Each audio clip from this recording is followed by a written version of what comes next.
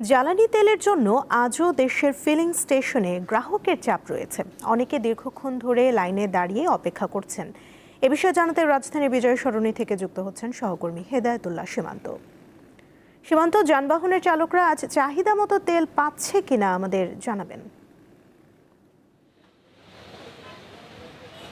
সুমনা, আপনি যেমনটি বলছিলেন যে জ্বালানি তেলের সংকটে একেবারেই যদিও সরকার বলছে সংকট নেই, তারপরও রাজধানীর যে পাম্পগুলো রয়েছে, ফিলিং স্টেশন, সেগুলোতে এসে দেখা যাচ্ছে যে যানবাহনের দীর্ঘ সারি, অর্থাৎ তাদের যে ভোগান্তি, সেই ভোগান্তি এখনও কিন্তু ছাড়েনি। অর্থাৎ কবে নাগাদ সেই ভোগান্তি থেকে যানবাহন চালকরা মুক্তি পাবে সেটিরও এখনও কোনো তথ্য নেই।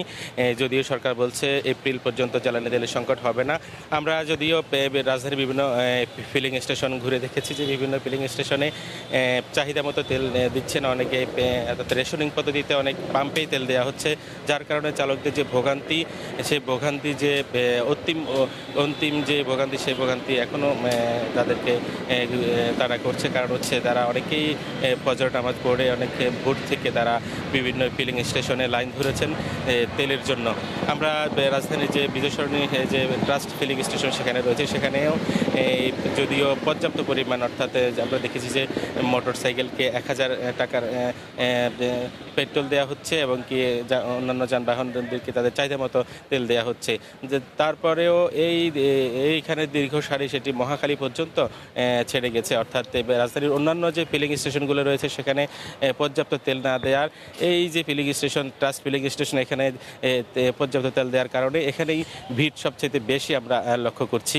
পাশাপাশি মোটর সাইকেল চালক, প্রাইভেট কার, অন্যান্য যানবাহন, তারাও দীর্ঘ সারিতে অপেক্ষা করছেন। অনেকে ঘন্টার পর ঘন্টা অপেক্ষা করছেন। আমরা গতকালকে অনেকে এসেছেন, প্রায় 2-3 ঘন্টা অপেক্ষা করে তারা আবার চলে গেছেন। অর্থাৎ তাদের সেই যে সূর্যের সীমা অতিক্রম করায় তারা আবার সকালেই সেই লাইনে দাঁড়িয়েছেন তেল নেওয়ার জন্য। অর্থাৎ যে জ্বালানি তেলের যে ভোগান্তি নেয়ার যে এই ভোগান্তি কষ্ট দিচ্ছে চালকদের, পাশাপাশি পুরো এছাড়াও রাজধানীর বাইরেও অনেকে ভোগান্তি পোহাচ্ছে মানুষ।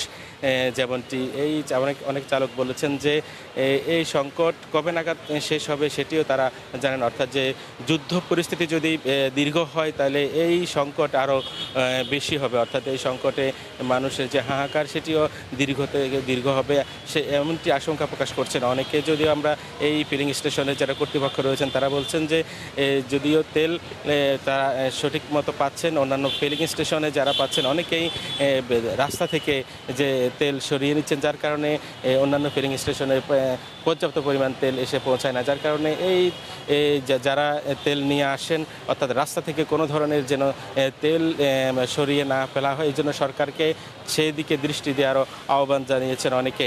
আমরা যদি এখনও এখানে সকাল থেকে আমরা দেখছি চালকদের দীর্ঘ সারি, মোটরসাইকেলের সারি এবং কি প্রাইভেট কার একেবারে মহাখালী পর্যন্ত ছেড়ে গেছে। অর্থাৎ এই ভোগান্তি কবে নাগাদ শেষ হবে চালকরা জানে না। শুভনাম ছিল আমার কাছে রাজধানীর ফিলিং স্টেশনের যে জ্বালানি তেলের সংকটের সর্বশেষ তথ্য। সীমান্ত, ধন্যবাদ আপনাকে।